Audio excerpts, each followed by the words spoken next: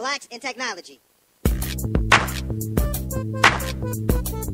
Blacks in technology. Blacks in technology. Blacks in technology. Blacks in technology. Blacks in technology. Good evening, everybody, and welcome to the Blacks in Technology Big Tech Talk podcast. This is episode number 86. This is a new year, 2016. Whoop, whoop for that. And this is the first podcast of the new year, so I'm happy and excited about that. We've got a great lineup of podcasts coming your way in 2016, and I'm really happy for this podcast. I'm really excited for this podcast because we actually have a former podcast guest on this show tonight, and we're going to talk about a real interesting topic called failure and rejection. We're going to get more into that. So if this is your first time listening to the podcast, this is a show where we talk to people of color who are engineers, innovators, educators, inventors, and entrepreneurs doing amazing things in the world of technology. This podcast is where they share their experiences, ideas, knowledge, and perspective on tech within the big community. I'm your host, Greg Greenlee. I am the founder of Blacks in Technology. And if you are listening to us, like I said, for the first time, you can check us out at www.blacksintechnology.net. That is where our Blacks in Technology community reside, and we are inching towards, I think, 1,900 members, I want to say. And you can also check us out on Twitter, and that's at Black in Technology. That's BLKINTECHNOLOGY. We are also on Facebook.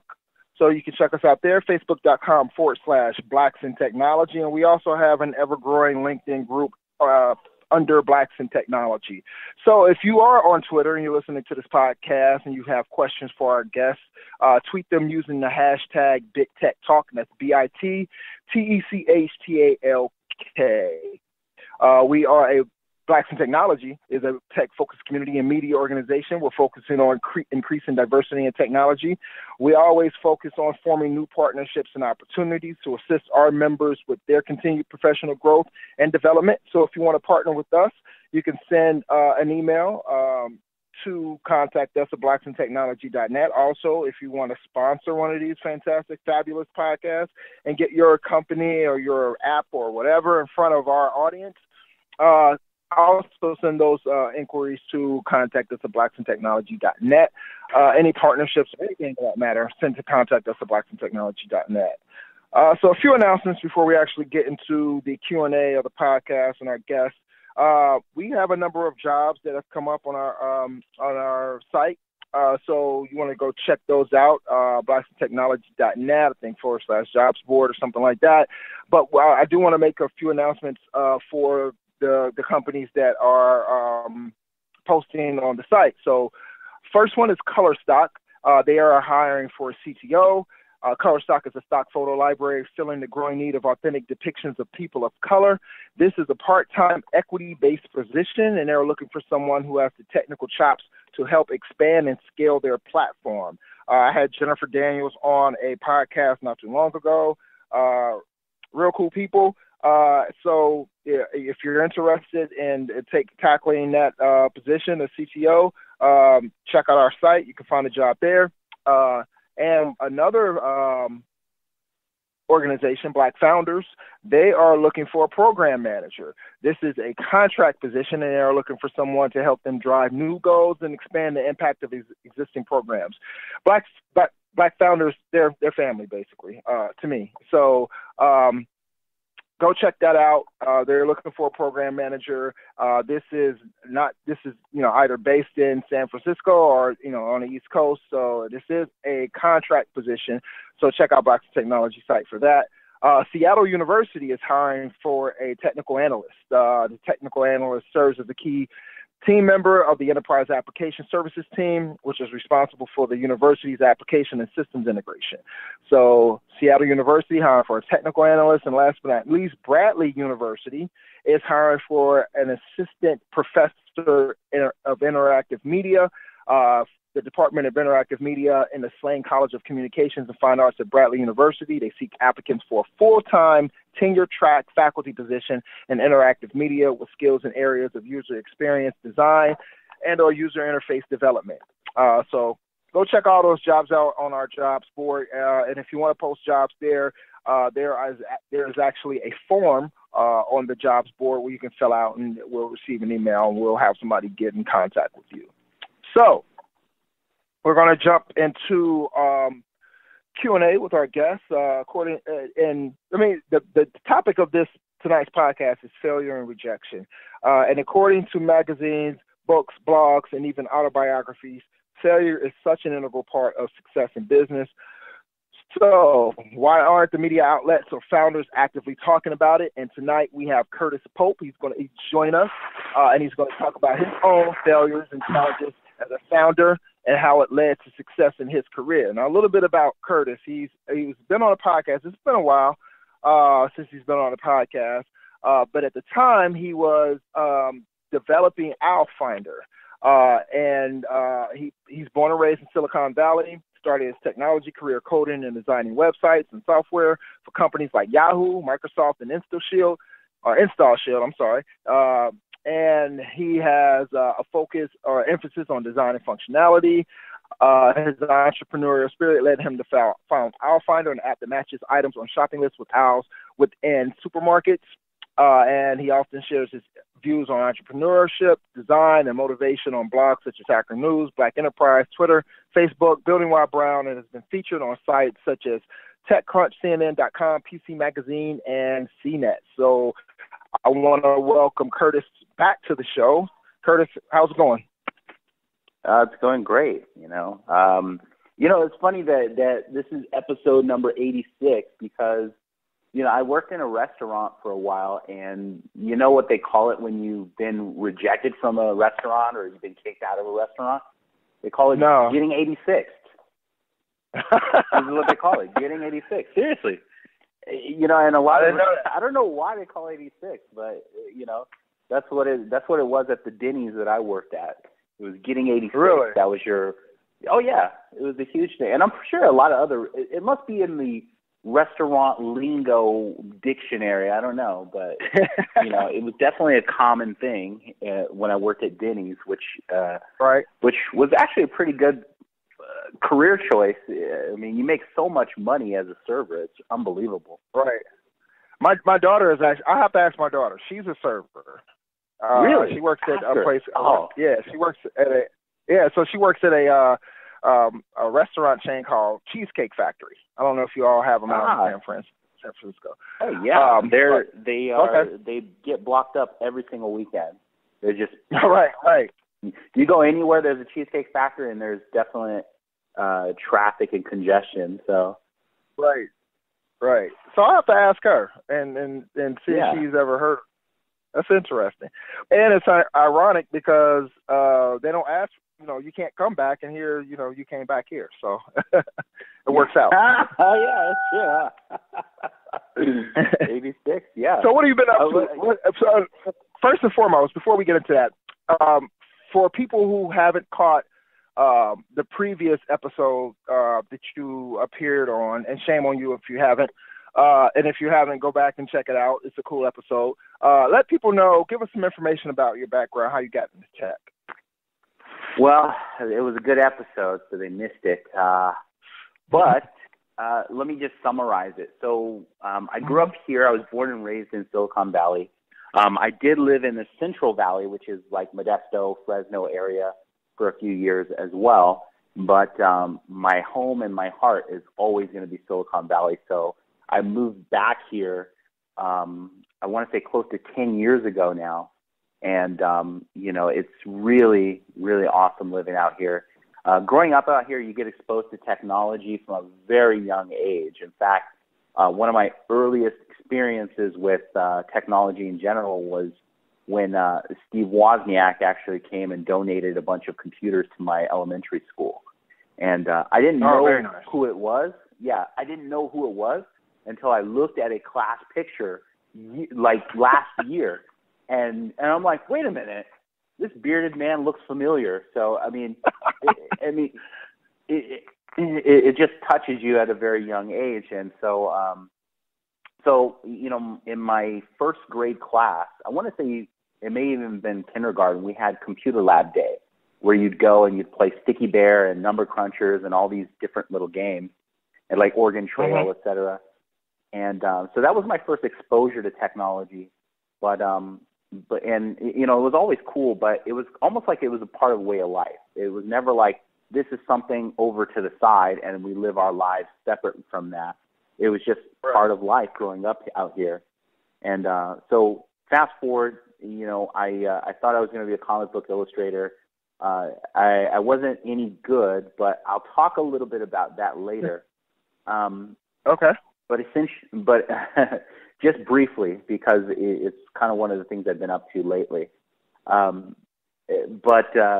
anyway, fast forward, was going to be an illustrator. It just wasn't in the cards. And so then I switched my focus to designing and developing with computers, and I got heavily involved in the web in the very early days, working at Yahoo and other little companies here and there. And I worked at an ad agency, so it was kind of like firing on all cylinders doing that. And after that, worked at Microsoft on a few projects, and then later on, of course, you kind of listed the few companies that I've worked for. But since Aisle Finder in itself, I've actually I don't have much to do with Aisle Finder day to day anymore. I more or less just kind of look at the books, and I let my oldest employee kind of run the business, because it's really like a one-man shop. It's not a 40-hour week thing. Right. And so what I've been able to do is actually focus on, actually making money instead of, spending all my money in a startup. And I've worked on contracts at various companies like The Gap, if you ever shop there. I did their you never shopped there? No, I definitely have. Oh, I was gonna say, wow. I was like, no, I've never shopped there actually. They just don't make them in my size. I'm a big guy. So, but my wife does. My wife loves. She loves Old Navy. Loves Banana Republic. Right. So designed the mobile interfaces for those companies, and did that. I worked at Stanford for a bit and on a mobile project, and after that, of course, I did the usual kind of dance and rondelay with the startup companies out here. And currently I'm over at Verizon. Pretty much everybody's heard of Verizon. So I'm working on their cable TV product as a programmer, and I'm also working on their mobile product, Go90, which so those are kind of my latest projects. Go90 is a huge thing for them. You see commercials all over, so that's kind of I would say that's probably the app that I've done recently that's really gotten a lot of legs and a lot of exposure. I mean, they're giving 2 gigs away for free if you go check it out. So if you have a moment, go and download Go90. I have to check. So Go90 is, what is that again? It's their... It is if you think about it like this, it's kind of like I don't want to say it's Verizon's version of Netflix, but it's similar in those ways where, we obviously have a bunch of content partners. We bought AOL. We bought all these cool companies that have great content. And so now we're trying to expose the masses to that content and develop new content as well. And so Go90 is one of those ways. And the meaning behind the name is that normally our phones are straight up. They're what do they call 45-degree angles. So to watch video, you have to rotate your phone 90 degrees or whatever. So that's kind of the origin of the name. So it's Go90. So that is what I've been doing day to day, day in, day out. Okay. But I've never lost the hunger and passion for startups. In fact, I've done quite a few startups since Aisle Finder. But most of those are things that are, I don't want to say they're passion projects because they do generate, some small coin, but they're just things that I wanted to do and I've been wanting to do for a while. So I'm just kind of doing that and taking care of my family that way. Very nice, very nice. So what was the decision, I guess, behind okay, I guess going head all in with your startup and going out and getting a regular 9 to 5? What was the decision making process like around that? So some things happened in my life, right? So and I don't want to make excuses or be a chump or anything, but the whole reason why I do this, startup thing and anything that I do as a developer is so that I can take care of my family. And right. And I didn't want to be another casualty that lost sight of that. And it was one of these things where I'll find her, by my idea, by my meaning, it was a success because it hasn't really stopped making money per se, but it doesn't make millions of dollars in revenue either. So it's just one of these things that, okay, it's viable, but, maybe not viable enough to where you can quit your day job and start doing this thing full time. So, and then, once again, other things happened in my life. My wife's father got sick and he came to live with us. He's from a different country, so he came to live with us while he was getting treatment. And so, it was one of these things where, look, I can go and do this thing and act like I don't have someone to take care of and I don't have any of these other responsibilities, but it would kind of lose sight of why I do what I do. And, I'm very, I grew up very poor. So, one of the things that was always stressed for me was that, look, if you have a family, your obligation is to take care of them. And so, I chose to kind of back off the startup life for a while. And that's kind of why people haven't seen me out there for a long time because, I just said, well, look, if I go to this meetup, I'm going to meet entrepreneurs and they're going to tell me their ideas and I'm going to get involved with them. And you know what I mean? I'm going to want to meet up for coffee every single week and do this sort of thing. Right. So I just kind of walked away for a bit, but not forever because it's one of these things that it doesn't go away. In fact, like I said, I got a couple startups that I've done in the interim that, it's hard to walk away from this thing, especially when you love just starting and creating something new. So, but that was the motivation behind it. Right. And I think, it's important. What you just stated is pretty important because I think at times, and I don't knock, I love hearing and seeing people of color and technology start their own business and things like that. But at times it almost seems as if people are presenting that as like the only way to do it, right? And I have a 9 to 5 and I love what I do, right? I love being a systems engineer. And there's nothing wrong with, having a job. And it's a good thing to be able to start your own company and things like that. But, I like to hear, I guess, more of a balanced approach to, taking care of your family. Like, you don't always have to, if it's not in the cards for you to start a startup, then it's just not in the cards. Having a job is perfectly okay. It's a viable way for you to take care of your family or whoever. So I think it's important that, that you said that and that people get that, technology isn't just you starting a company. There's tons of jobs where that you can get out here where you can make good money and it will allow you to really take care of yourself, take care of your family, help uplift the community if possible.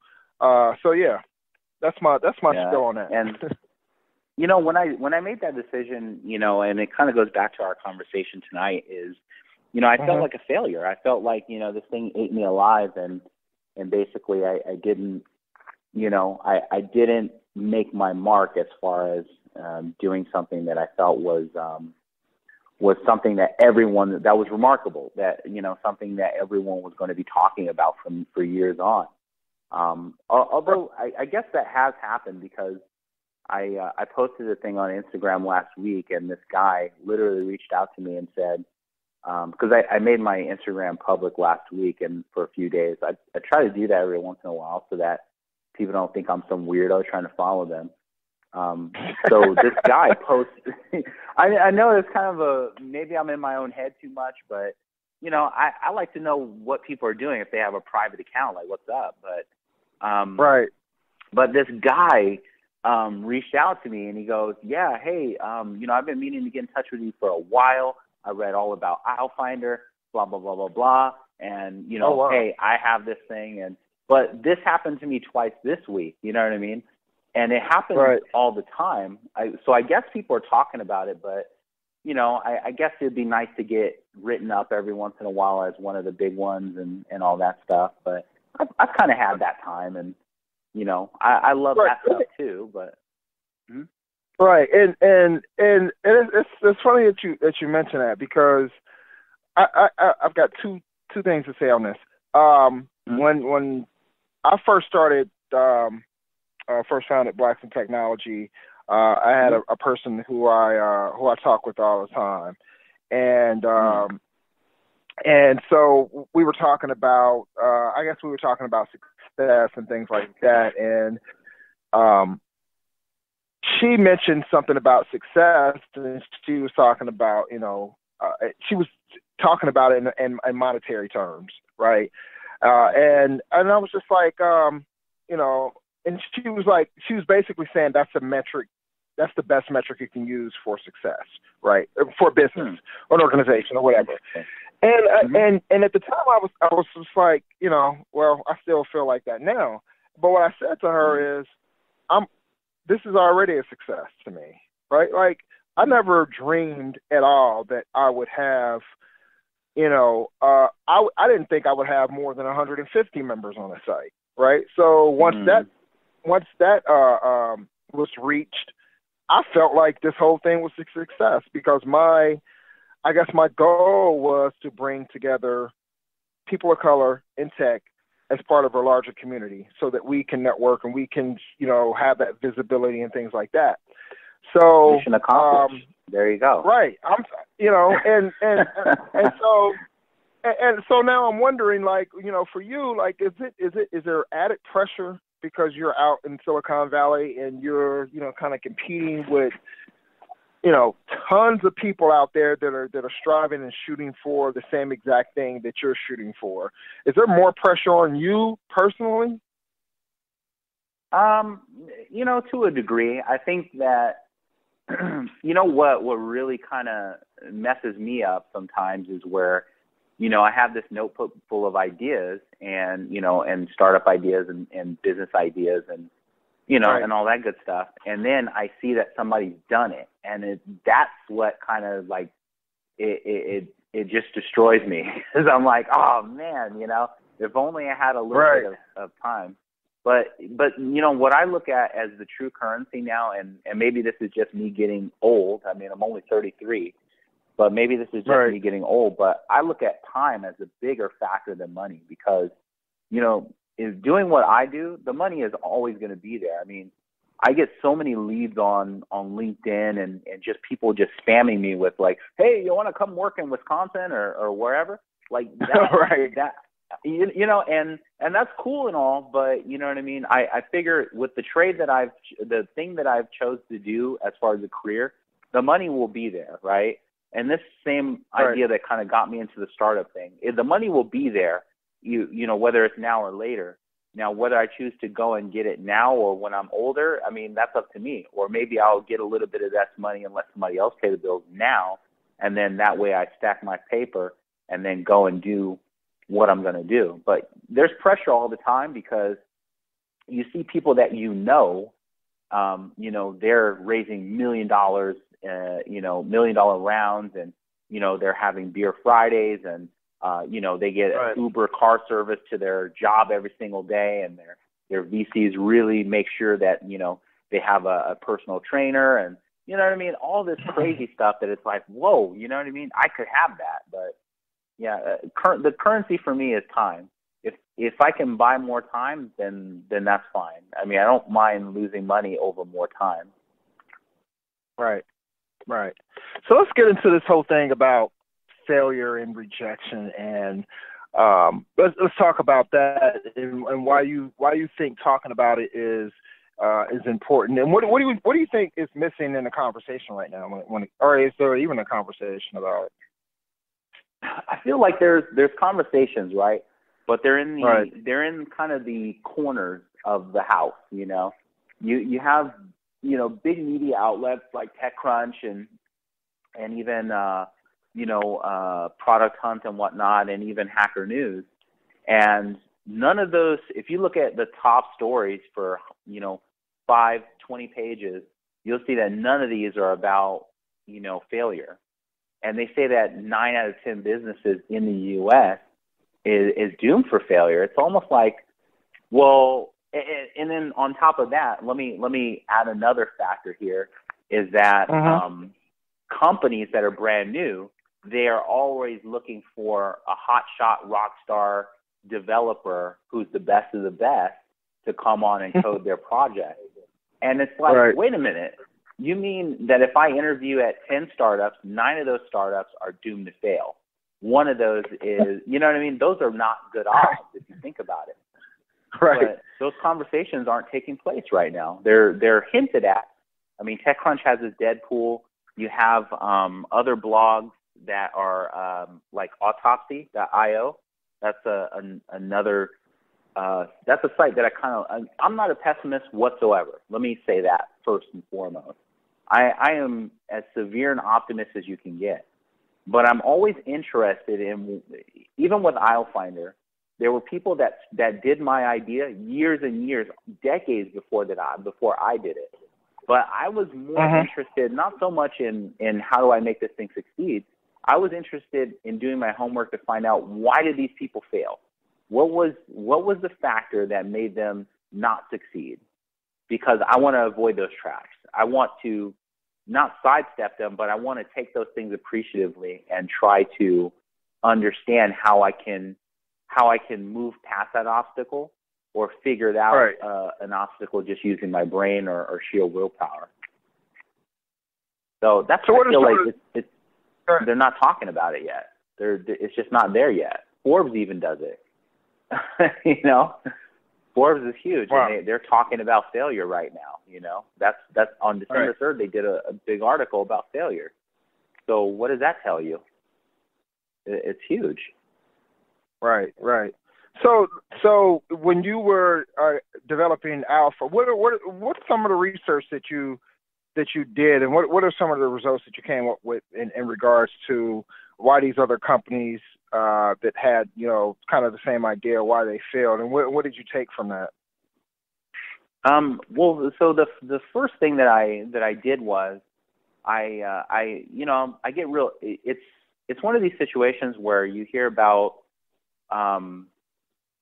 You look at Cash Money Records. Okay, I'll make them an example because what interested me about them is that what they did not know about the record industry, the music industry, is actually what helped them in a big way.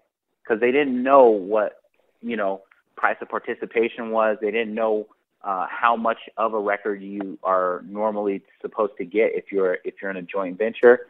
They didn't know what it cost to market an album outside of the streets or the area that they were at. So there was a lot of things they didn't know. But one thing that they did know was how much that they wanted to make. They wanted to keep all their product. They wanted to be the sole rights holder for all of their content, all their music, and that was not negotiable. They weren't going to move on that because they had a little cottage industry of supporting themselves and their families. So what did a record label like Universal did? What were they going to offer them that they couldn't do for themselves over time or whatnot? And and you look at that situation, you see that Universal, one of the biggest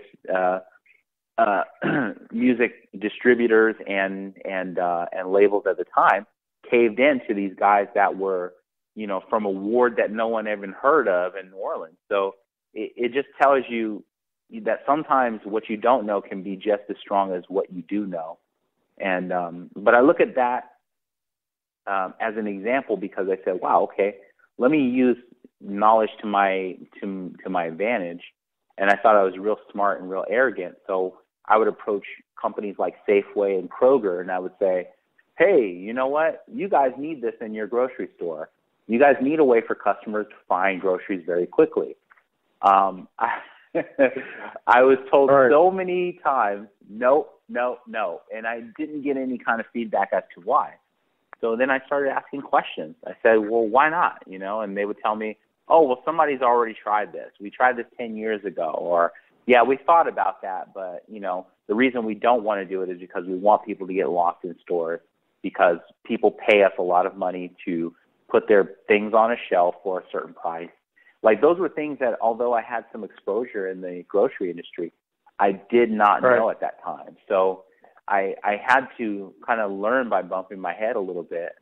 And this is why a lot of folks had quit doing that idea because they said, well, this is impossible. I can't believe this.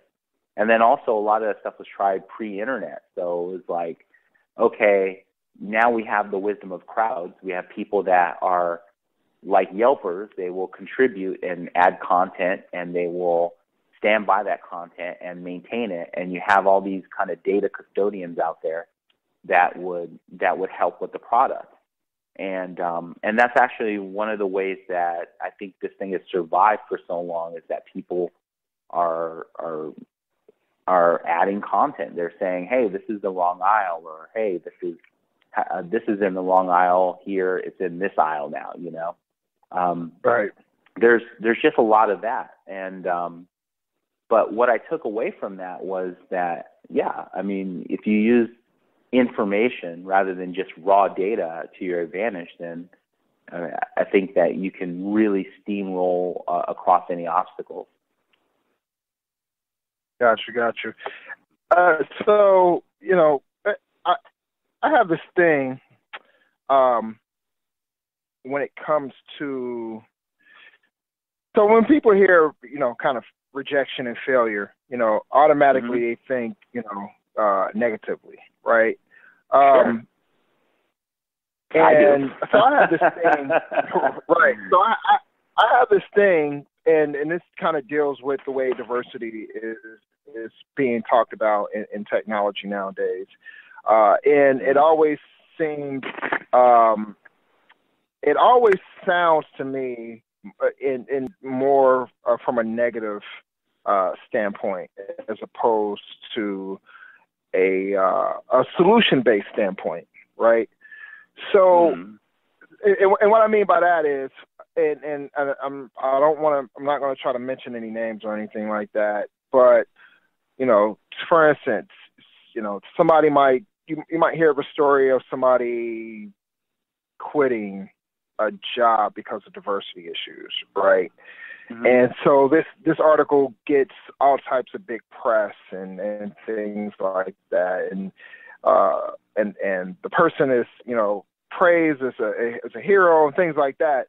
But to me, it's like, well, what is that doing for us, right? Like, what is that doing for diversity?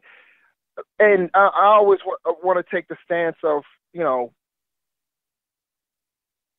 let's talk more positively about the things that we can affect or what things that we can do to progress in technology. So, for instance, and I was, you know, alluding to this earlier when we were talking before we started broadcasting. Like, we're working on a web series, and I think IDEA is actually doing something like this now, which I think is fantastic.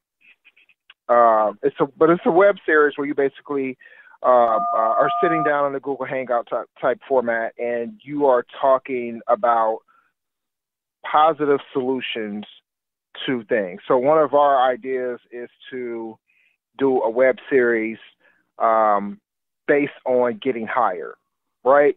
So instead of getting, you know, we're only 2% here and 2% at Twitter and 2% at Facebook, blah, blah, blah.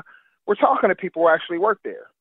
and saying, okay, how do you work there? How do you become employed at Twitter? How do you become employed at Google or Apple? Because I think that, to me, that could have a bigger impact than saying Twitter's not hiring us, right? Because it's like, okay, Sure. So why would I want to work at Twitter? Or why would I want to even get into tech if we're not welcome? That type of thing. And I feel that as an organization, our job is to encourage people to get into technology, not to discourage, because if we're putting out, article after article about how terrible tech is when it comes to diversity, and I'm not saying don't hold people accountable. That's not what I'm saying. I'm saying there needs to be this balance to me, right? There needs to be this positivity about and solution-based type articles and messages put out there. So I guess what I'm trying to say is, how do we turn this rejection and failure into something solution-based? And what are some of the things that we can talk about that it's going to take the fear, I guess, out of failing and turning into more of a learning situation? Well, when we're looking at the examples today, right, we see that, okay, there is a lot of talk, right, and there's even downright hard factual data that this is actually, the places are not diverse enough, so to speak. But then I ask the question of, what is diverse enough? I mean, that's the big question that no one really knows. And this is where it comes down to, okay, if 2% is not enough, which is pretty obvious if you have an 85% Caucasian or non-ethnic, or I want to say non-ethnic, you have 85% Caucasian engineers or employees there at whatever company, then you're going to obviously be under a microscope. But then again, I look at these things and I say, okay, part of this is maybe a pipeline issue in the sense of, there's not enough exposure because, as I can only speak for the black experience because I'm a black man and, I've lived my whole life as a black man. But in a lot of ways, we are good users of technology, but we are not good creators. You know what I mean? We're not on the creative end. We don't, as much as we are in the media, we are not creating a lot of content, and as much as we're in tech, as much as we use technology, a lot of us are not the creators of that technology as well. So we have to look, we almost have to get the gumption for risk. I see that it's a difference in approach as well. The way that a lot of us were raised, it was where if we are going to do anything that's risky, we're risk averse. Let me put it that way. We're risk averse in a lot of ways, and a lot of these guys, and I've worked at startups, I've worked at big companies too, and I'll give my own experience, and this doesn't mean that it's every experience, but I will say this in my experience, is that I see young Caucasian males, they have no aversion to risk. They will sleep on a couch. They will sleep outside if they need to. They will sleep in a van if they need to. They will do whatever it takes. They will work long hours. They will do all these things in order to work for company X, okay? They'll do all those things. Now, could we could I say that same thing about myself? No, because I'm not willing to do whatever it takes. So that's why I'm not one of the creators of the technology that I use every day. That's why I'm not. But if it puts me in the game and there's some motivation for me, I'll do it because I'm driven to do that. You can't teach people to be driven, because the thing is, if you tell company X, Facebook, et cetera, Microsoft, whatever, that, hey, you haven't hired enough black people, their answer could very well be one day, well, where are the black people? You tell me where the black people are, and we will hire them. And then what are we going to do? You know what I mean? What are we going to do then? And I won't even say, and I'll be honest with you in saying this, I would not even say that this is directly related to some sort of racism, because I've worked everywhere that I've worked here in the Bay Area. There is a high population of people of Indian descent, and and some of these people are, they are darker than me, to be honest. So I don't know. It may be a work ethic thing. It may just be that there's not enough people. I don't know. I feel like I sound like a fool when I talk about this, because for me, I just have a different experience, because it seems like every day everybody and their granduncle is trying to get me to come work at their company, and I'm like, they know that I'm black, right? So right, that's not hard to. Nowadays, that's not hard to I mean, you've got LinkedIn. All you have to do is do a quick search, and most people. Yeah. So I can't speak directly to being rejected in that way, except to say this. Recently, I posted on my Facebook and my Instagram two things. They were follow-up email from jobs that I had not jobs that I had, but jobs that I had interviewed for at Apple and even Google. Okay, so here's the background a little bit. So every month and a half, I get contacted by some recruiters, right? And some of these are long-term contracts, like 18 months, 2 years, 6 months, 1 year, et cetera.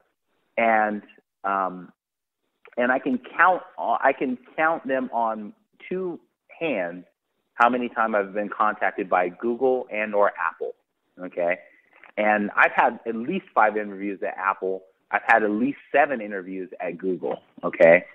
I'm talking about like long day in, day out.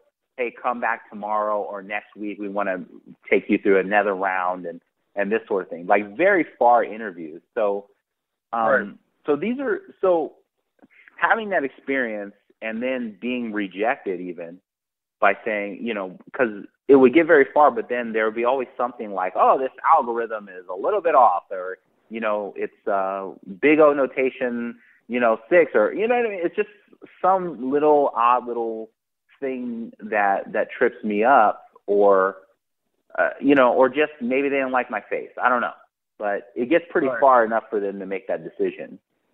So I wouldn't say that the problem lies with those companies, because from what I'm understanding as well, only 2 to 5% of the folks that even interview there get hired. And I don't know if that background matches or they've doing some sort of pattern matching. I don't know, but I'm not one of those people. And I don't get upset when that happens, because I just kind of do that dance. And in my mind, the whole time I'm there drawing on the whiteboard and answering these dumb questions that I've been asked 15 times, the whole time I'm thinking is, I know I'm good enough to work here, okay?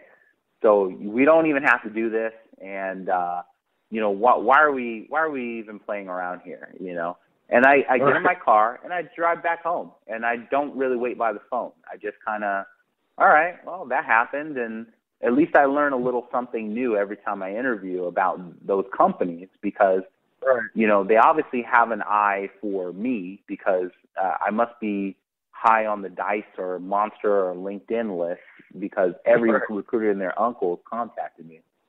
I know that's a long-winded answer to how do I view that, but really I don't know how to view it. I don't know if there's even a solution. I think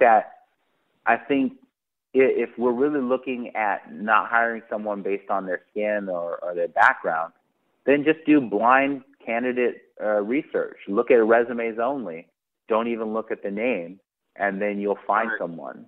I mean, if that is a solution, then you know what I mean. And then they'll be stuck with that person. They'll say, oh, "Okay, well, we don't know that he is Octavius Spencer Johnson the fourth." We don't. We just see a skill set. You know what I mean? Lazarius. I mean, you just don't know, man. But I say that because, hey, man, I'm gonna be honest with you. I'm a black man. I love black people, man. I do. I mean, I just don't. I mean, I don't know. Sometimes, man, I think sometimes we trip ourselves up too. But you know what? I don't care. I love all black people, man. And if we can get in somewhere, it's all good. I've had the privilege of working at big companies, working at Verizon, man, and I think that's a very diverse atmosphere. Gap also, you would think that nothing but like preppy, little lily white folks work there. But there are so many, there are so many black and Indian and Hispanic and Asian folks that work there. I mean, it's unbelievable. I mean, they just have, wow. And that's the thing. I think maybe those numbers are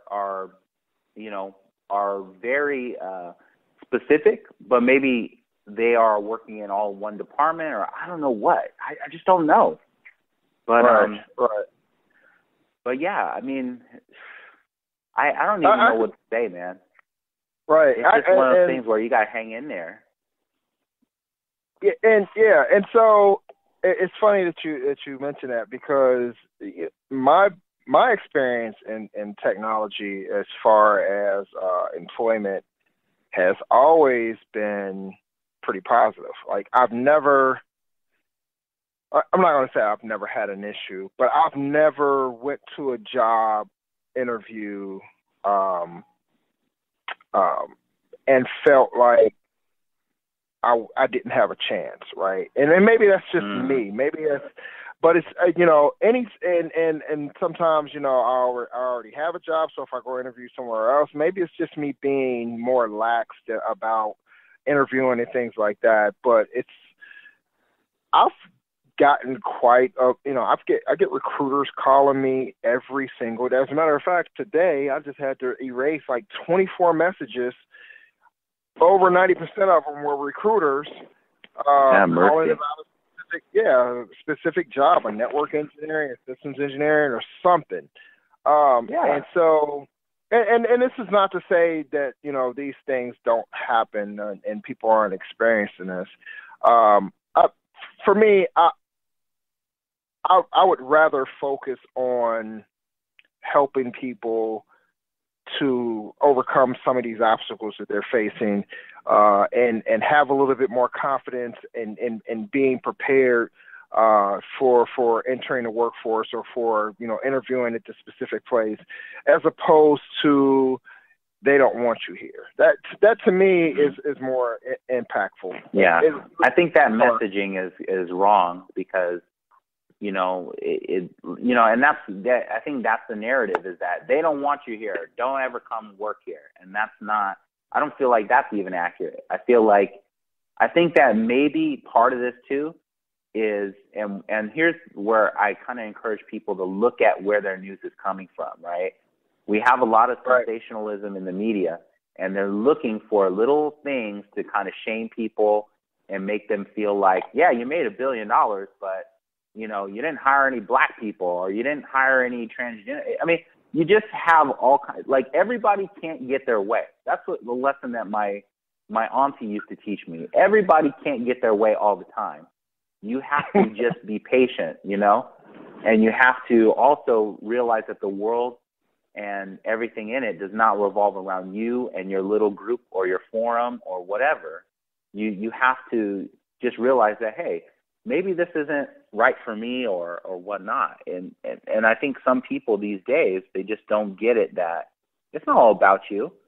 Like, other people need a chance to do things too. You know what I mean? It's right. I tell you, it's exhausting sometimes. Definitely. I definitely agree. So what are give us some tips on ways that people can handle rejection, and also like kind of touch on I guess what ways that are you using rejection to kind of be more successful? Well, rejection, I should say. So, one thing that I've done, once again, when I stopped doing Aisle Finder, I just felt like a total loser, like, man, I failed, and I don't have much to show for it. And, Right. you know, yeah, I can take my wife on a vacation here and there, but it's nothing like, you know what I mean? I don't have big zeros parked in my bank account or anything like that, but I do have a lot more time and I do have a lot more resources. And one thing that I took that kind of rejection from, you know, one thing that I took away from that is that all the gigs that I've had since have all been because I knew how to run a company and build a product from nothing to something. Right. Like I did all the development, the design, the product management, the whole nine. And I realized that the workforce that is working today that just got out of college and they have no experience in the real world, or even they have years of working at a place but have no product experience, that was something that was a missing key for a lot of these companies. So that's what I get called in to do. They're almost like, I get called in now when projects are at a standstill, you know, where there's just no way out of it, and they need somebody to kind of pull off the impossible in a short amount of time. And that's what I did at Stanford. That's what I did at Gap. That's at Verizon, it's different. They already had a lot of stuff already done. Right. But, you know, I came in to kind of add my little dash of pepper and salt. And man, I mean, they're just really great to work with. So I took those things and, you know, made a whole little cottage industry out of it.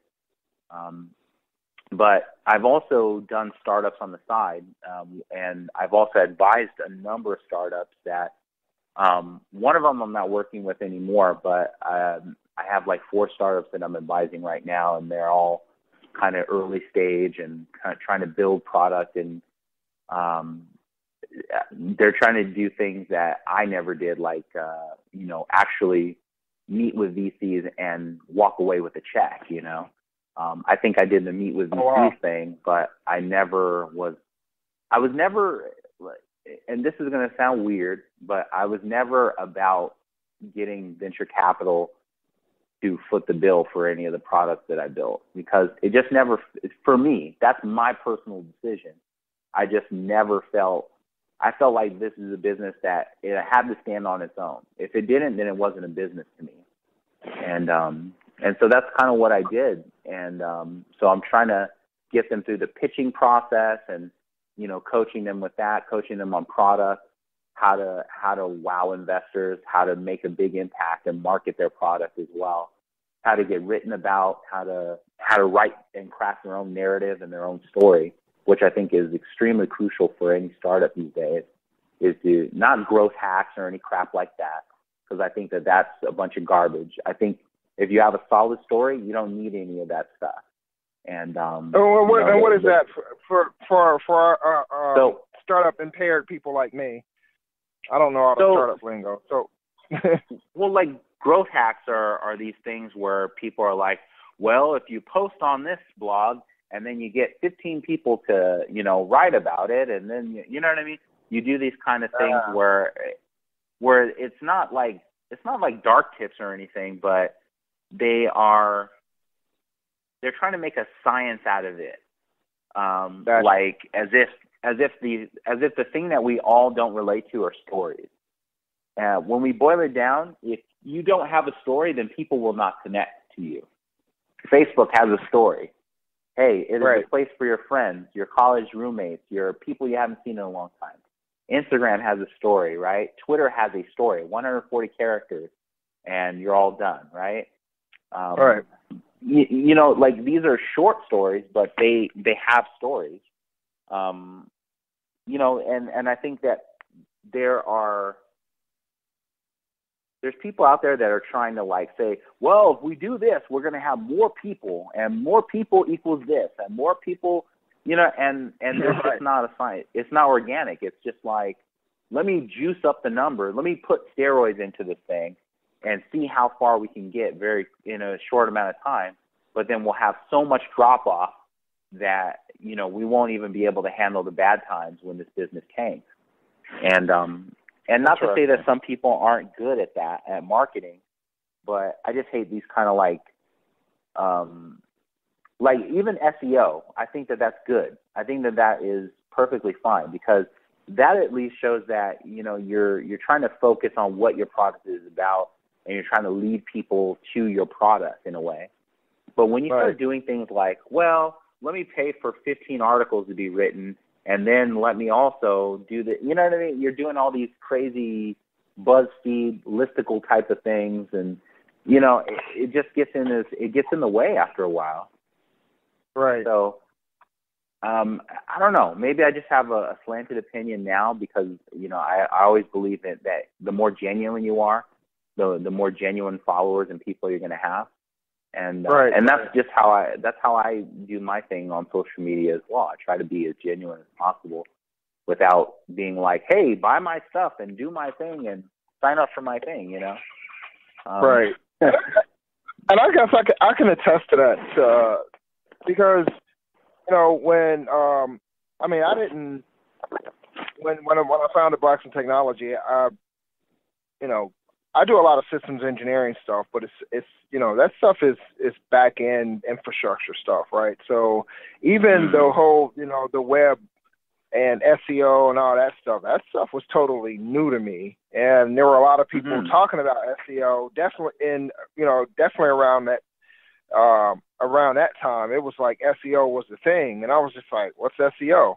And, oh, you need to be doing this and this and this and this and this. And I was just like, yeah, that sounds like too much work for me. I already have enough on my plate to be doing. And, you know, and I just let things grow organically. And when people came to the site, I connected with them. You know, I reached out to them. You know, we had a conversation. You know, I told people about the vision for Blacks in Technology, and it was more of a genuine interaction as opposed to, you know, let's try to bump up the numbers and through SEO and gain people that way. And maybe, you know, for me, I like it to be more genuine, and I'm like you in those terms. I like that. It doesn't seem like a robot, and it doesn't seem mechanical. It's you know, it's definitely more organic and a lot more genuine. So, but who knows? In a year, in a year from now, I may look like a total loser for even saying that. They're like, "What do you mean you don't do growth hacks, old man?" You know, I mean, who knows? But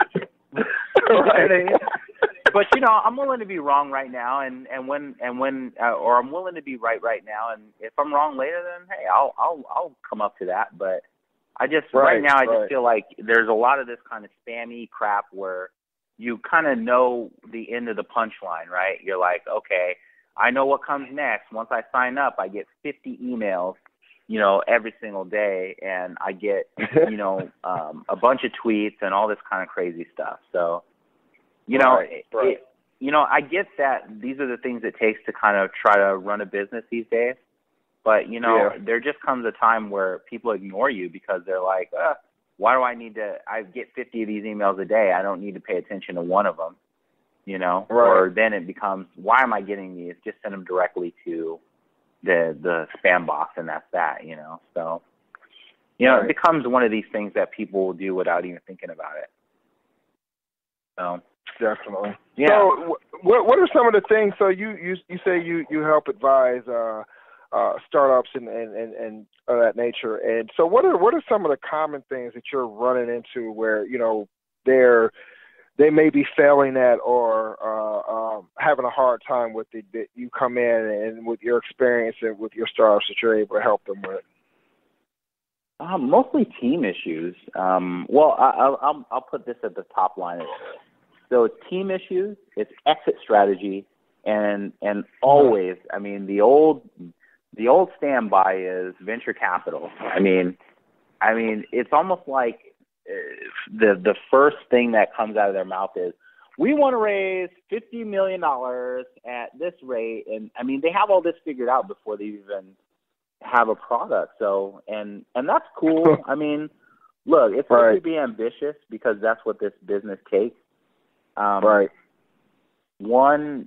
So team issues, of course, you know, people talking behind each other's back, and they're trying to say, well, you know, we have a guy that he already owns 30% of the company, and he wants to go and do another project with another guy in the company that owns 10%, they're going to walk away with 40% of the company. What should I do? And it's like, let them go, basically. Or, it's one of these things where even, they've already figured out how they're going to raise X amount of millions of dollars, but they haven't figured out what a vesting schedule is either. And for those that are listening, a vesting schedule is where if Greg, you and I, if we started a business, it would be assumed that you and I are 50-50 partners, right? You own 50%, and then I own 50%, right? Right. That's kind of, that's like a gentleman's shake, right? Right. Wrong. So the best thing for a new company, and you don't know whose interest is all aligned, is for if you and I were going to start a company, Greg, you and I, we should say, okay, Greg, we're going to start this company. Let's both start at 5%, okay? And in 4 years, we will own 50% of the company or whatever agreed upon percentage of the company is that you guys say you want to own in the end. And a lot of things can happen within 2 years or 4 years, but you're going to say, look, if things steady on and I stay with the company and I continue to make milestones in this company, I'm going to want 50% eventually, okay? Right. So we start off down that path, and in 2 years, if I'm with the company, Greg, and then I get my 50%.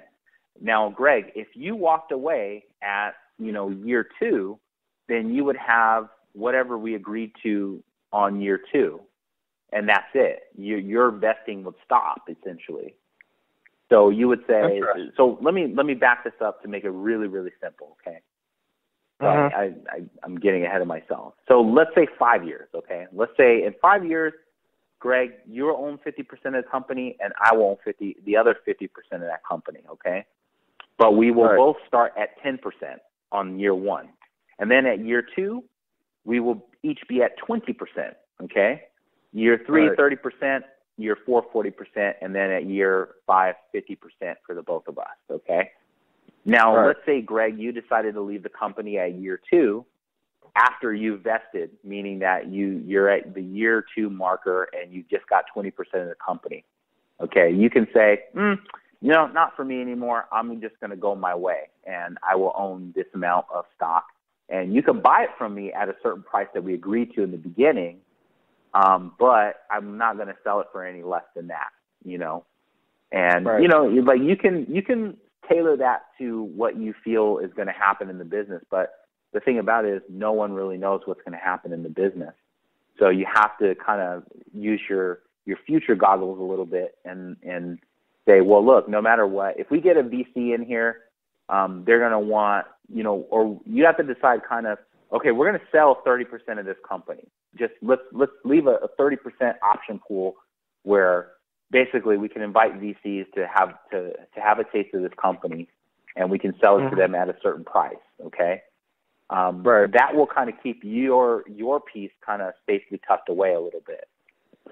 So a lot of these companies that end up, giving so much of their company away are ones that are not structured this way. And so that's why you have people that are like, what do you mean I own 4.2%? I own 50% of this company when we started. And it's like, well, yeah, everything dilutes and, you invited more investors, you got greedy or whatever, you know what I mean? Like things happen. Right. So everybody takes a hit on that. And until, if you're the one drawing the short straw, you're pretty much diminished after a while. So, you have to look at things from that angle. So that's one big issue is people wanting to walk away or teaming up and then trying to walk away. Obviously, the VC thing where they're like, we want to raise $50 million. And I'm like, well, what are you going to do with that $50 million? And they say, well, buy a house for my mama and go on a trip. And you know what I mean? Like very unrealistic kind of requisites for capital. Is that what you're hearing from people who Absolutely. Wow. They're saying I want to. Even other stuff like they'll say, well, I want to buy a house so that I can have all my college buddies come, and then we can start a startup out of that. And it's like, well, wait, you're in this startup. Well, what do you like? They just look at it as the payoff instead of, hey, that means that we got to, because one thing VCs hate is where you take all this money and then you don't spend it, because they'll be like, well, hey, that's not fiscally responsible at all, because you took all this money from us and we want a return on it. And if you don't spend it, then there's no return. You're just holding on to our money, and we have expectations as well. So those things happen. And then some other things that, and sometimes you have to kind of set the record straight, and it's good to have somebody that's not invested yet to say, hey, you guys need to put this down on paper and think realistically, because everybody should have handcuffs to that business for at least the first 3 years. And then after 3 years, you guys can decide whether you want to stay in or not. By that time, you're sick of each other, and bands break up, and they're usually over money or girls. And startups are much the same. Startups are much the same. It's money and vacation money, or I don't want to say women, but I'm sure that's happened down the line somewhere. Right. But yeah, those are the things. So it's definitely that the walking away with money. Those are the founder issues, and then VCs, and then just not knowing how to pitch too. Oh my goodness, there's just I should be like a pitch doctor, because a lot of these folks get so tied to their notes, they don't know how to just be human and talk as if like they're not robots. They're like, let me look at the slide deck and I will tell you exactly what it says. It's like, no. Right. What does your brain say? Well, so where do you think that? Where do you think something like that comes from? Like, is it because of the culture of the startup life that people feel that they have to be more scripted as opposed to, they think they're brilliant sitting down and creating the slide deck. That's the thing. You see so many brilliant founders putting together slide decks, but when they get in front of a crowd, they just get so petrified that they don't even have words for what they're even talking about. They're just like, a VC will ask them, well, what's your plan if so-and-so gets in this game? And they'll say, we haven't really thought about it. Well, what do you mean? It's on your slide that's right behind you. What are you talking about? They lose the sense of trying to understand and relay what they're really trying to say. So, and that happens, but after a while, the ones that are tenacious and keep going, those are the ones that end up getting capital, because a lot of times they want to hear. VCs have no what they call a crystal ball, right? No one knows what the future is gonna hold, but they want to at least have an idea that, hey, even if the future has uncertainties, they want to know that you're the person that they're putting in charge of their money to invest it properly and to give a return on. And that's what they mean by they look at the founder first. They want to know that you're trustworthy and that you have some sort of head on your shoulders to get things done and to whip your team into shape. Gotcha. I want to kind of circle back to something just kind of popped in my head, something that you mentioned earlier, it was basically where you basically were talking about. Now, did I just lose it? Of course. It was. What was that? You were talking about. You just kind of mentioned it.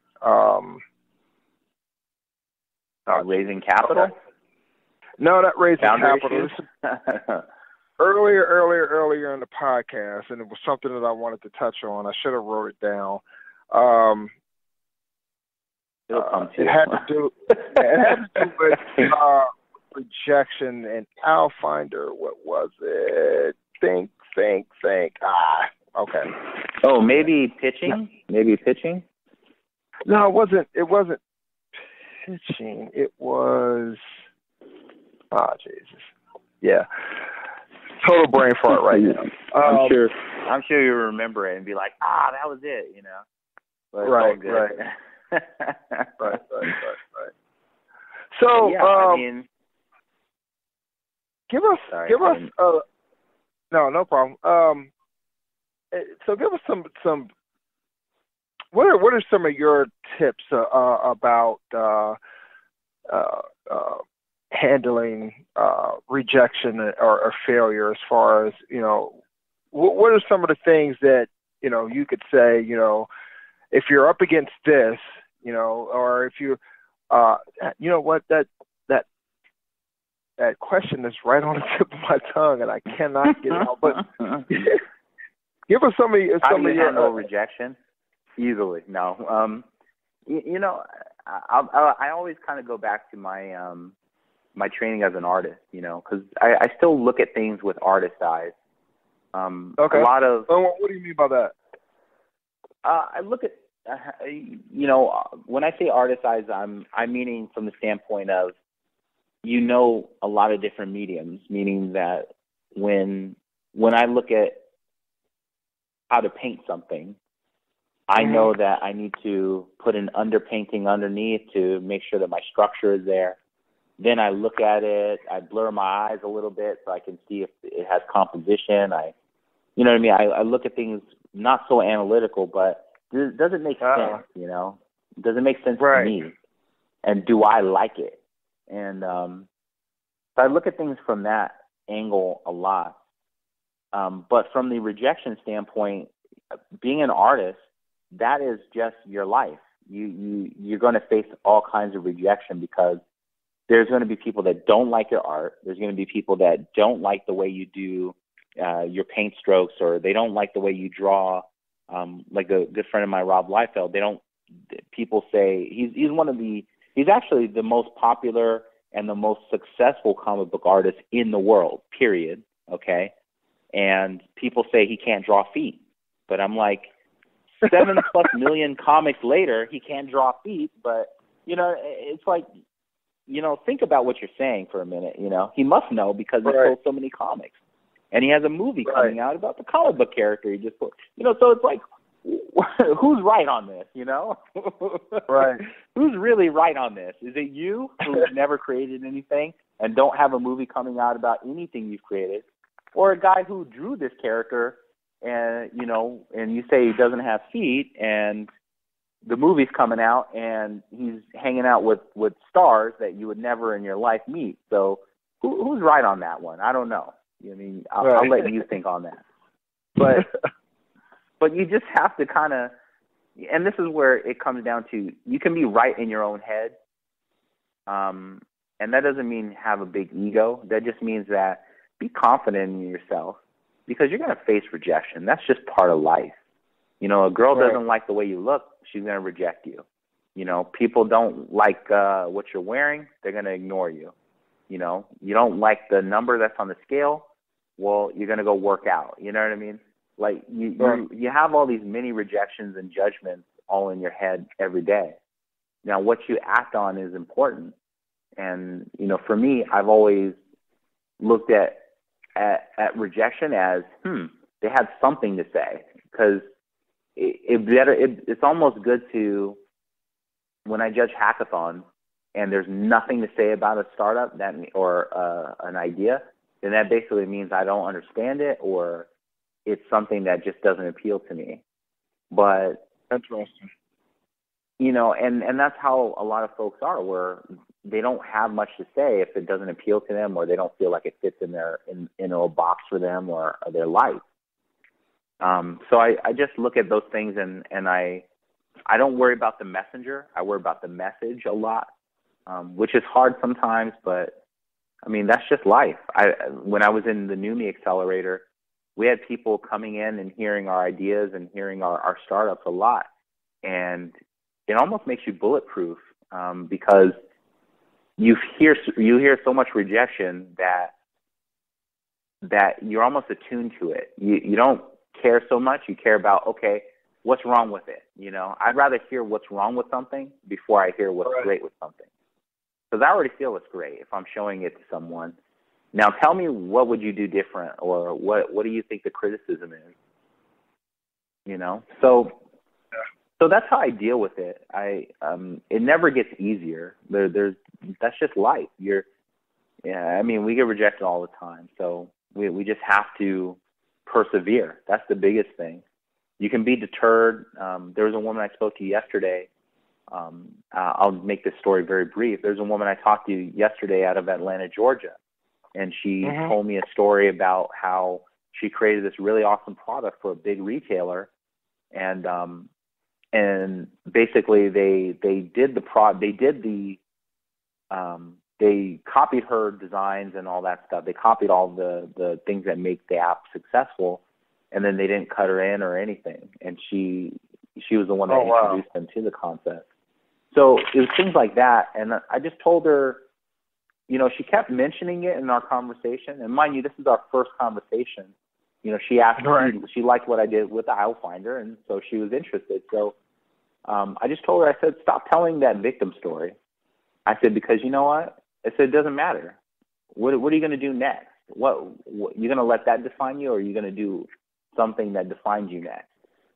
You know, I said, I know that's hard to take because you've been wearing that like a badge of honor. But, you know, this is a Dr. Phil moment to a sense, because you have to kind of stop with that stuff. Stop being a victim and start, you know, start doing something. Anything is better than sitting there talking about, well, I sued them and they did this. And, you know, I don't like that kind of stuff. And I know people are hurt in different ways, but we just have to persevere, because it will never work out if we sit there and play the victim all the time.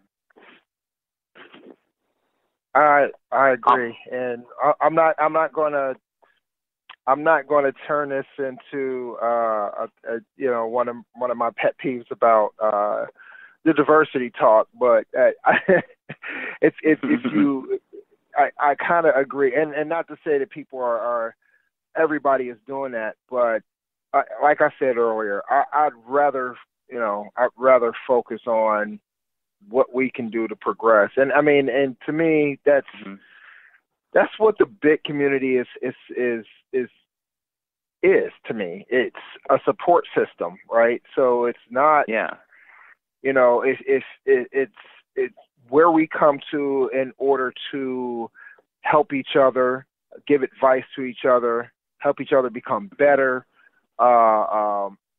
lift each other's spirits. I still don't think there's enough of that. I don't either. I still don't feel like there. I feel like even out here, I feel like there's just not enough stuff for us to do and be together on. Because, I mean, if you think about it, every conference out here costs so much money to do. And then, they have parties around and all that. So it's like not everybody can do all that. But then again, you have groups like Onyx, which is one group that I've been to only one time. I'm sorry, Lakeisha. But, you have all these different groups out there that are doing something about it. And they're not, they're relentless about it, which is great. And that's one thing that I can appreciate, is that, at least people are trying to do something. In fact, the next project that I'm doing, it actually kind of focuses on stories that have not really been told, as far as people that have had some sort of success early in their career or even during their career. And, those stories are just never being told. So, interesting. It's not just Black entrepreneurs. It's from all kinds of backgrounds, really. There's just, it's hard to put a finger on it, because I've talked to so many people, and to get some of these conversations just even videoed, I was about to say videotaped, but to get any of these filmed, is come on, put it on videotape for the interweb. But I mean, we can talk about it a lot, but it means more that we do, because even myself, I don't feel like I've done enough. I'm very kind of, I'm almost like, I had a guy that I hadn't talked to in years. He's all, "You're like a brown recluse." And I was like, "What?" I said, "What does that mean?" But it offended me at first, because I'm like, whatever, man, but But you know, I You're talking about the spider? Away. Yeah, the brown recluse spider. Yeah, and I was just kind of like, okay, I guess. But you know, I like doing stuff very solitarily. I make ties. I do stuff like that. I don't need to kind of be out and about, hanging out with people, but I'll do it if it. You know what I mean? If you make salads. Yes, I do. I do make salads. I had to lose a bunch of weight, man. I had to lose a bunch of weight, man. That's another thing that happened. I was pre-diabetic. Well, I'm still pre-diabetic, so to speak, but, I don't want to, I don't want this to be my life. You know what I mean? I don't want to live my life to be, overweight and all this stuff. So, so those are things that when I had a break from my Alpha, I decided that I was going to do instead of delaying and not doing anymore. I needed to really put me and my family back in focus and try to be optimal, try to be here, because if I work myself to death, then somebody else is going to be kissing on my beautiful wife and living in my house and driving my car, and you know what I mean? Right. It's just one of these things that it's like, my ego won't let it happen. No, but no. They tried to take my wife. No. That's funny. No, but it's just one of these things. We all got to adapt. But right. Like I said, I've done a few other startups on my own. That I'm actually working on one right now. So I think the game is actually going to change with this one because it's actually an enterprise product. Oh wow! So I don't see a lot of. What's funny is I don't see a lot of that coming from us. Exactly. I don't know why. I listen to a lot of tech podcasts, right? Mm-hmm. And there's a couple of things that kind of gets under my skin is when it comes to people of color and startups, and I know that when it comes to it seems like there's almost sometimes like this elitist type attitude as far as startups go, and you should be creating a startup. If you're not creating a startup, you're not doing anything. That type thing. You're worthless. I don't. Right, and I don't like that. Like I said, I like the balance. I like people. I like that people are out there creating startups, and that's a good narrative to have as far as we need more startups coming from people of color. But I don't like that like it's the only way. And when I listen to these tech podcasts, I hear about a lot of tech startups, right, that are solving like enterprise needs or that are solving some type of tech shortcoming, so to speak. So, for instance, like there might be a product coming out in something that has to do with virtualization, and it solves a certain problem within virtualization that a particular product didn't solve before. But the way that they were able to come up with that is because they worked for one of these big companies, right? Yeah. And so it I guess when I hear stuff, when I hear people kind of talking like 9 to 5 is not the way. It's just like you can come up with some great ideas if you work in these environments and see where things are not working, or you see some of their failings or where things can be improved. You can actually spin off your own idea from that, because I hear it all the time from on these tech startups or from these tech podcasts. People previously working at VMware, or they used to work at EMC, or they used to work at insert any big tech company name here, and found out, there's a market for this because they weren't doing it properly. They didn't do it at all. And so they go out and they create their own startup. Oh yeah. And, one thing that's interesting is that talking to, I'll say this, because I don't want them to be all butthurt that I'm mentioning them. Let's just say a large social network that that is global I recently had a long conversation with them about possibly coming over and doing some stuff there.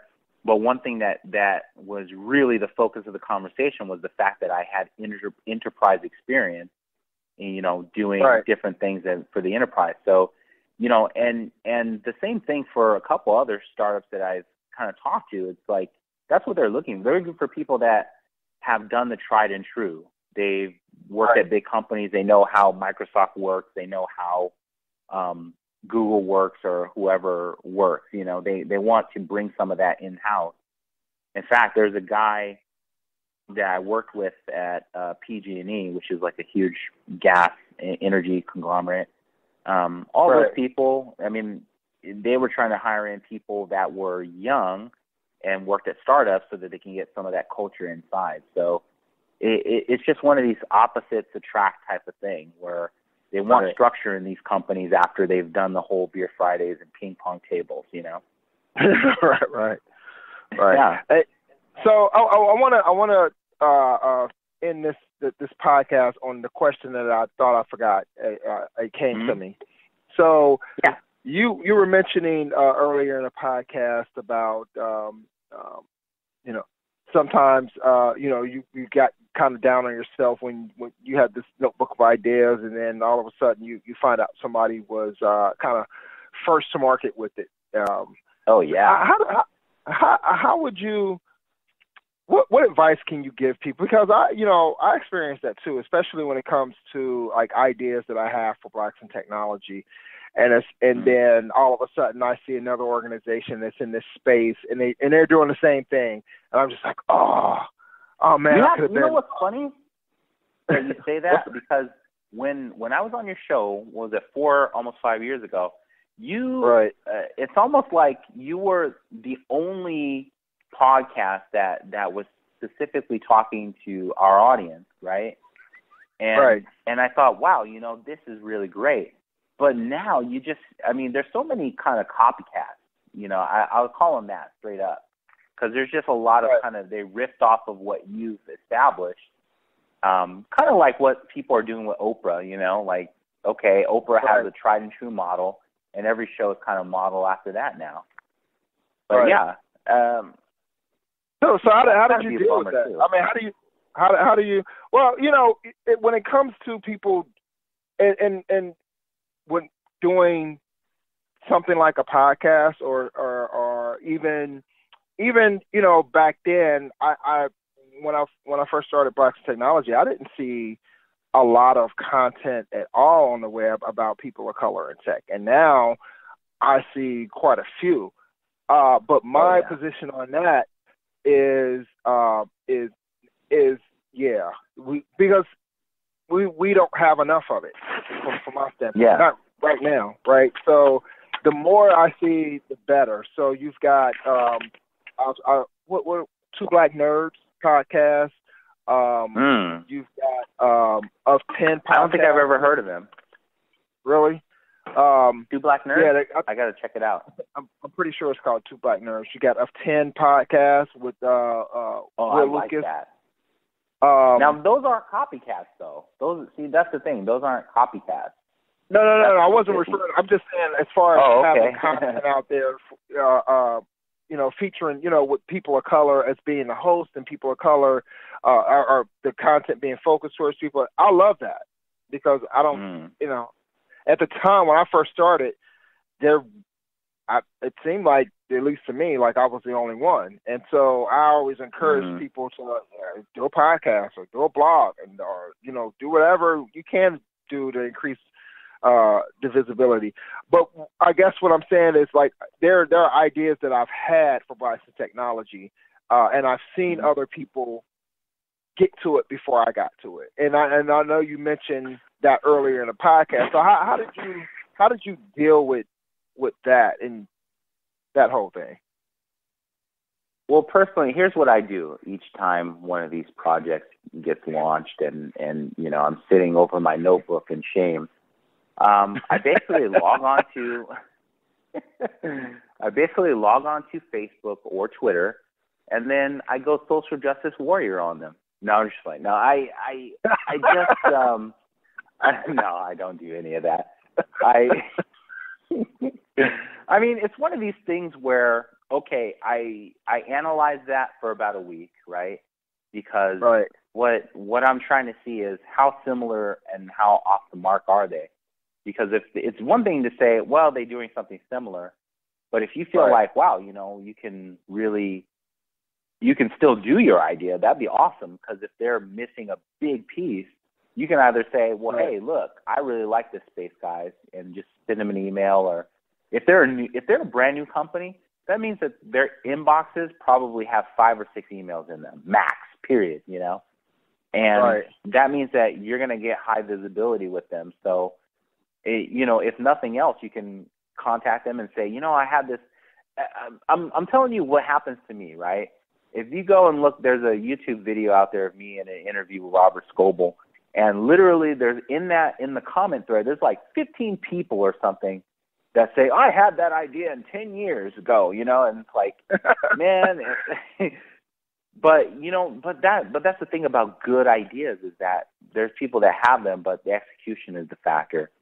One thing that I do is, you know, if it's an idea that I really felt passionate about, or, you know, I'll just send an email and say, wow, you know what, guys, this is a great idea. You know, I have these little notes in my notebook. I hope that they add value to you guys. You know, I think that you guys can approach it from this way and that way. And you're not coming to them as some arrogant fool. You're just saying, hey, look, you know what? You got there first. Here, let me give you some game. If it helps, cool. If not, then it doesn't. But at least let's make a connection. Let's try to get in each other's ears. Let's meet for coffee. You know, all of these things what's funny about it is that's actually how one of the companies that I'm advising, how I got in contact with them. Because, and the only reason I'm even advising them is because I felt like when they originally launched, they didn't have everything that I had kind of done some research on. And I felt like, okay, I can either be against them and be like, forget them. But I didn't. I just said, let me, you know, hey, man, if they, I mean, I'm not going to be able to get to this idea. And I'm not truly passionate about it, but it's something I know a little something about. So let me put this bug in their ear and see if they like it, cool. If they want help with it, hey, I'm here too. I have skills here, and I've done this before. So, you know, those are factors. Those are things that you can do, right? The other thing to prevent that from happening, one thing that you should do is years ago when I was doing a project for Microsoft is, you know, there was all this buzz and talk about how Bill Gates takes these 3 or 2 weeks off every year. He takes 2 weeks and he like reads books and he comes up with new ideas. He just completely unplugs basically from the company and everything. But he does this every year, and he comes up with all these crazy cool ideas, and then he brings them back to the company, and they try to implement or they try to think about which ones have real steam and are going somewhere. And since then, I've kind of thought about it too. I mean, even if you're not a billionaire, you can do that sort of thing. You can go to a hackathon for a weekend and really be immersed in that hackathon, meaning that, you know, you can go up to San Francisco, rent a hotel room for $150 a night, hopefully, and say, I'm going to do this hackathon, and I'm going to build a rough prototype of my startup. I'm going to do that. And I'm going to do that this weekend, and that's all I'm going to do, okay? Even if you need to get away from your significant other and, you know, tell them I love you, hey, I'm going to the city, or I'm going to, you know, the city outside of here so that I can focus and do things like that. Writers do this all the time. They get away to do this sort of thing all the time. So if you're going to do this thing and you're really serious and you're motivated to do it, you might as well buy out the time to do it, because I like that. If you keep saying you're going to do it one day, it'll just be too late. And that's why you have so many of these Instagram clones, you know. Remember when there were so many Instagram clones? Like, everywhere you looked in the App Store, it was like, oh, we're Instagram too. It was because everybody had that idea, but they never executed on it until somebody got there, made billions of dollars, or, you know, they had the premise of making billions of dollars. and then they executed on it. So interesting. So that was one guy. That was Kevin Systrom, right? And he had a small band of people, grew it to 12, and that was that. Call it a day. You know, Facebook, they probably put 2 engineers on that and like, yeah, all right, I guess it's time to update Instagram, you know, because it's not heavy. You know, if you think about it, it's not a heavy app, you know. It's not like you need a lot of, I mean, there's literally probably, you have your screen page, you have maybe 4 or 5 views, right? That's it. And that app is done. There's not a lot to it. You know, it's the same kind of concept. You could probably create Instagram today, but it won't be Instagram. so quit while you're ahead. Like, the other thing is, don't create a derivative, you know. Be risky.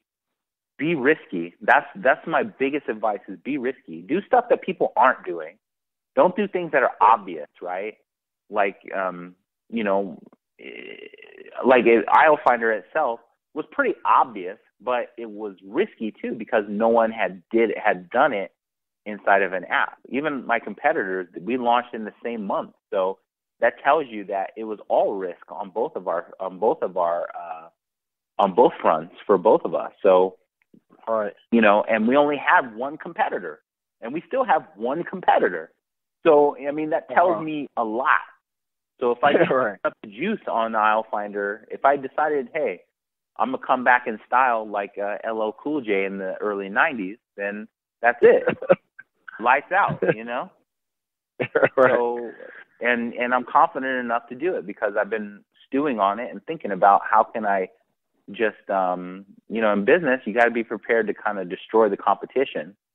I know that sounds mean or crafty or whatever, but if you don't think that way, then you're not in business. You're playing with it.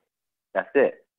So I just look at it from that standpoint. If you're not in it to win it, then just sit back, relax, and, you know, watch as everything else unfolds.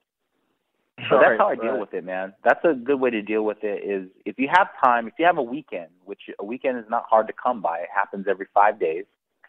You know, go and check into, you know, instead of going and eating waffles on Saturday morning or whatever you do, or walking your dog or whatever, you know, or, you know, just take one weekend for yourself and say, I'm going to do my own hackathon. And I'm going to check into, you know, a Holiday Inn or a cheap motel, Fleabag Motel, and I'm going to work on this nonstop. You know, I'm going to be out of my element. I'm not going to sit in my living room and try to get it done because, you know, the TV's there and all that stuff. Or you can say, I'm just going to hold a residency at my local coffee shop, and that's all I'm going to do on the weekend. You know, but I'm going to give myself only one weekend to execute, not 50 weekends. And then I'm figuring out how to get this thing done. Like, give yourself one weekend. If it can't be done in a weekend or with an Excel spreadsheet or with a simple web page, then you're trying too hard at it. Because even the simplest apps and websites out there started with those basic premises. Interesting. Well, Curtis, this is definitely... And read the book. Go ahead. What are you reading lately? So check this out.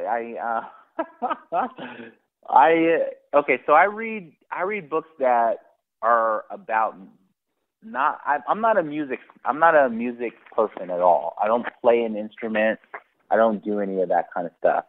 But there are personalities in music that I look at their success and I wonder how they got there. One person that I've actually kind of been looking at is Gene Simmons. He's from this band called Kiss. They're pretty big. But I say that because maybe, I don't know, some people don't really know who that is. They're like, Kiss? What are you? There's another, I say Gene Simmons, I'm sorry, wrong book. Paul Stanley is his name. Okay. So Paul Stanley is kind of the second drummer, popular right? guy. No, he's a guitarist. So he's the star child in Kiss. Yeah. Okay. So so he has a book out that, boy, let me look through my Audible real quick. I can tell you exactly what it's called because I'm knee-deep in it right now. Don't you hate that when you look at it, when you're like, okay, what am I reading? I don't know.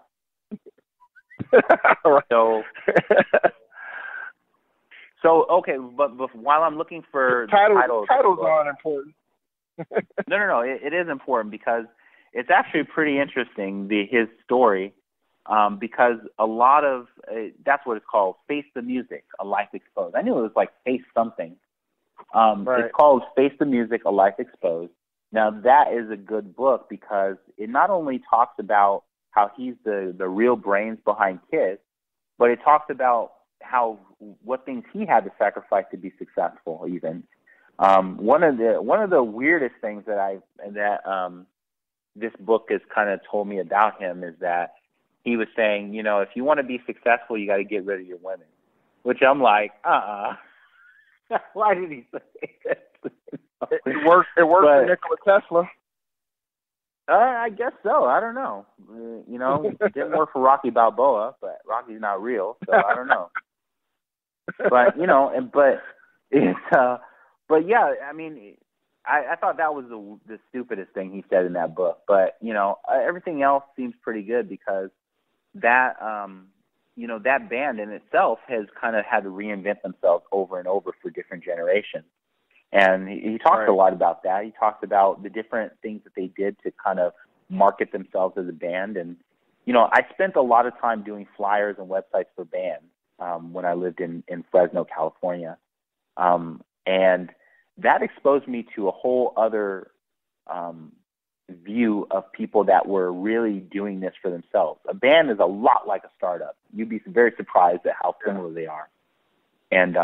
And so, yeah, that's one book. The other one is called 11/22/63, and it talks about. It's actually I'm going to sound real dumb saying this, but I actually was never a fan of Stephen King. Never. I mean, you couldn't get me to read Stephen King whatsoever. These are audiobooks, by the way. I don't read any of these thick business books anymore because I don't have time to do that. I'd rather listen to them. Right. That's just. Call me lazy, but I love to read as well. So don't call me illiterate either, because I've read more books than anyone in their lifetime. So anyway, this other book is called 11/22/63, and it is basically like almost a science fiction version of the Kennedy assassination. And yeah, I was obsessed with JFK for a while. I don't know. I have a weird thing with him. So I've always been kind of fascinated with. I've always been fascinated with the conspiracy around his assassination. I'll say that. And and so this book kind of led me to this book because it talks about that, but it's really a story about a guy who tries to go back in time to prevent it from happening. But that's not even the most important thing, actually. It's this guy's journey. And how he goes back in time is kind of goofy, of course, and I'm assuming Stephen King is like this, but it's the people that read these books are geniuses, right? There's a guy who reads this book. He just does a woman's voice, a man's voice, and everybody in this book's voice extremely well. And I recommend this book very, very much. So that's one book. The Paul Stanley Face the Music is read by Paul Stanley, which I like. I like when books are read by the author. Right. And then also Trust Me, I'm Lying. That's another good book that I read 2 years ago, but I always recommend it. So those are books that are I think they're good for the entrepreneurial mind. Interesting. I'll definitely have to put those in the show notes so people can check those out. So what? Trust Me, I'm Lying is written by Jack something. I forget, some guy. I forgot what his name is. But it's all these media hacks that have happened over these years. I mean, it's crazy. Sorry, what was your question? No, I was going to ask, what was that? You said Face the Music, Trust Me, I'm Lying, and 11/22/63. Yeah. Got it. Okay. Cool. So, how can people get in contact with you? How can they follow you if they're interested in doing so? My social network of choice right now is Instagram. From Instagram, everything else happens. So, Facebook, I'm pretty active on Facebook too. Twitter, I've kind of like, I don't really pay attention to it so much because it's hard to get past the noise, and so I just kind of have one to have one. Although I like it for quick, short things, but that's about all it's really useful for. I don't go on there for news or anything. My two social networks, I would say, are Instagram first, right, and then Facebook as a very close second. Okay. And if I see you often, then we don't need to connect. That's pretty much my thing. But if I don't see you and I don't know you, you can connect with me. I'll check you out, you check me out, and then we'll check each other out. And well, hopefully, Instagram is CURTISSPOPE. My Facebook is facebook.com/cpope. Yeah. Okay. Oh, I can't believe I got that. Cpope, CPOPE. Excellent. Well, hopefully, like I was telling you earlier, there is a conference going on in mid-February called Elasticon. For people who are listening, we're working with them in order to help provide tickets to that conference, and hopefully I'll be able to attend. So if these arrangements all go through and everything like that, I'll be back out there in February. So maybe we can hook up for, I don't know, lunch or something. You should do a live show. You ever done a live show? No, this is live. Oh yeah. Oh yeah. I'm like, oh yeah, huh? But not an in-person show. I haven't. Yeah, but guess so. That would be cool. Guess so. Yeah, that'd be awesome. Yeah, because then it's a real big event, right? I mean, because I know the last time that I saw you, I think it was a big to-do. How did you get all those people together? I'm just like, man, does he know everybody that's black in technology in the Bay Area, man? This guy is well connected. I try to, yeah, sort of. You know what? It's funny because when I put that meetup together, there were a lot of people saying like, this is like one of the first meetups we've had like with black engineers, and I was just like, you're in the Bay Area. How does this not happen like every day? No, it doesn't happen. How do you allow kids from Cincinnati to come and do this? And I don't know. But yeah, it was cool. It was cool knowing that I was responsible for bringing people together, man. I love doing that. So maybe that'll happen. Maybe that'll happen again in February. Maybe I'll put together another meetup and try to do something bigger if I come out that way. So fingers crossed. Hopefully that. Okay, I definitely will. I definitely want to thank you, Curtis, for taking some time out of your evening to join us on the podcast once again. Let's keep in touch. And I know you mentioned possibly co-hosting one of these with me, so let's talk about that offline. Yeah. Excellent. All right. Sounds good, man. All right. Well, take care, Curtis. Thanks again. All right, take it easy. Bye. Bye. That's it for this episode of the Blacks in Technology Big Tech Talk podcast. I want to send a shout out and thanks to our guest, Curtis Pope. If you like what you heard tonight and want to let us know, or if you have any suggestions or comments, email them to us at contactus@blacksintechnology.net. Join us in 2 weeks for episode 87, Changing Lives Through Careers in Tech. I know we did one of these a few weeks ago, but we're doing one with Crystal Banks, and she has a very interesting story. She comes out of the Per Scholas program, and Per Scholas program is a program where they teach you They train you on basic IT or entry. I shouldn't say basic. I should say, because IT isn't basic, entry level IT skills. So they help you to get your A+, your Network Plus certifications. And she's turned that into a very promising career in technology. So Crystal Banks is going to be our guest in 2 weeks. And I hope you enjoyed what you heard tonight. And remember, tech yourself before you wreck yourself. Take care. Blacks in Technology. Blacks in technology. Blacks in technology. Blacks in technology. Blacks in technology. Blacks in technology.